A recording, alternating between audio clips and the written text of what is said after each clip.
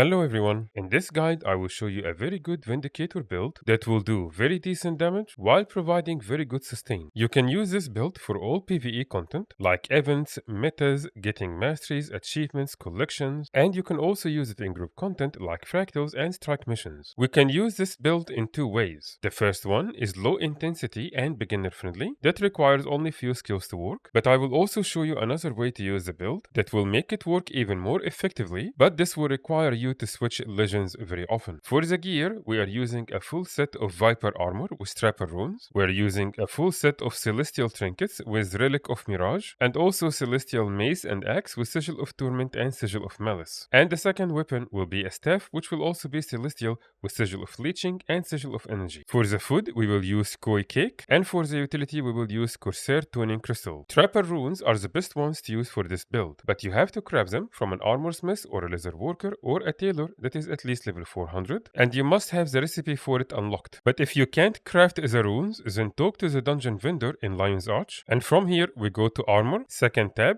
and we will use the superior runes of Nightmare. If you didn't have enough currency for that, then the third option will be the superior runes of the engineer. If the superior sigil of torment was too expensive for you, then the other option you can use is the sigil of bursting. Also, the second weapon doesn't have to be celestial. You can use anything else, but preferably with defensive stats like for example minstrel or settler or nomad or something like this. I made a guide that explains how to gear up any character very quickly from Waldus' Vault and also from other sources.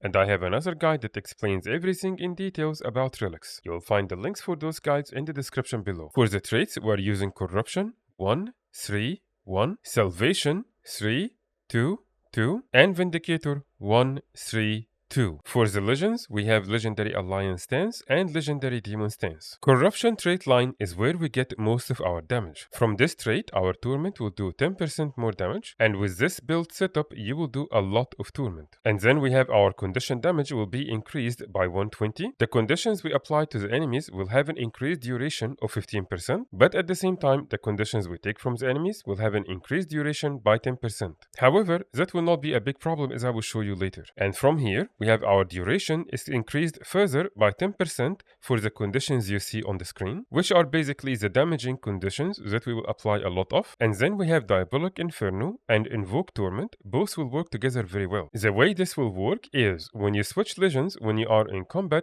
you will apply some damage and conditions. You will apply Torment and Poison and Burning because of those two traits together. So I'm in combat now, and you will notice when I switch legends, you will see a burst of energy and a lot of damage being applied to the golem. From the Vindicator trait line, we have even more damage. Your dodge will do some damage wherever you land, and when endurance bar is not full, so basically as long as you dodge, you will do 15% more damage. And also, we gain Vigor, which will increase our endurance further, so we can dodge very often. And then also when you dodge, you will do even more damage, you will chill the enemies, and you will apply might and protection. So if I dodge now on the golem, you will see the damage, and here is the chilling, and here are the wounds we got from the traits. Salvation is where a lot of our sustain will come from. From those two traits, your dodge is going to heal and it will cleanse. And as you will see later, you are going to rely a lot on dodges, which means you will be constantly healing and cleansing, which is exactly why I told you that it's not important that the conditions we get on us is going to have 10% longer duration. We will also apply a lot of barrier because we are going to have a lot of boons. And then we take 15% less damage when we heal ourselves or allies. And you will constantly be healing yourself, so you will have this buff on you pretty much the entire time. And so this trait, in addition to the protection you will have on you again also pretty much the entire time,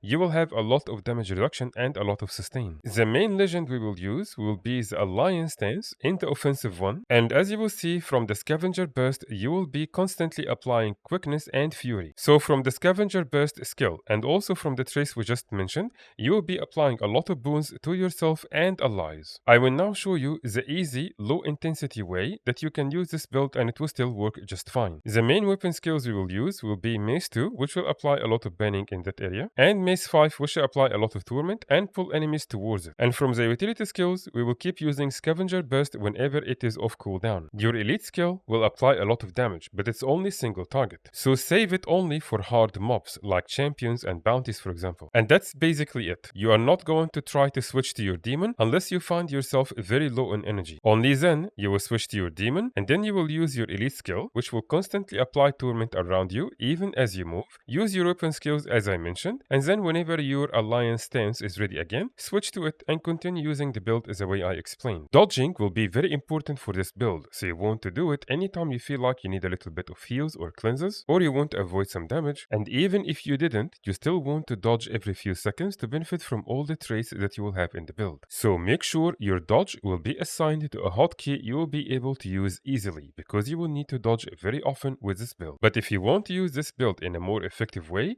you will basically need to constantly switch legends to benefit from the traits in the corruption trait line. And so in that case, your job becomes using your weapon skills and scavenger burst on your legendary alliance stance until you run out of energy, and when you do, you go to your demon, use your elite, spam your weapon skills as I mentioned, and whenever your alliance stance is ready, you switch to it, and you keep repeating over and over and over. So you are constantly switching between legends, you're not staying on one of them. When you find yourself in trouble, switch to staff, because we have Sigil of Leeching, which will give you some health from your attacks after you switch, and we also have Sigil of Energy, which will refill our endurance bar. And don't forget that because of our traits, your dodges are going to heal, cleanse, and apply a lot of boons that will also help you with sustain. If that was not enough, you can switch to your defensive alliance legend, the blue one, and from here you can have another healing skill if needed, and you have Tree Song, which is also a very good heal and cleanse. In both the defensive and offensive legend, you will have a stun break. From the defensive one, it will be in Awakening, which will also give you protection and stability, and from the offensive one, it will be the Reaver's Rage, which will also give you stability, and it will daze the enemies, which can be very good for CCs. And on the staff itself, you have lots of skills that will help you with sustain. The auto attack will heal at the end of the chain. Skill number 2 is also going to heal. Skill 3 is a block for 2 seconds. And skill 4 is a very big heal with 2 condition cleansed. And skill 5 will allow you to evade some attacks, and it will also be very good to break bar. And once you find yourself back to high health again,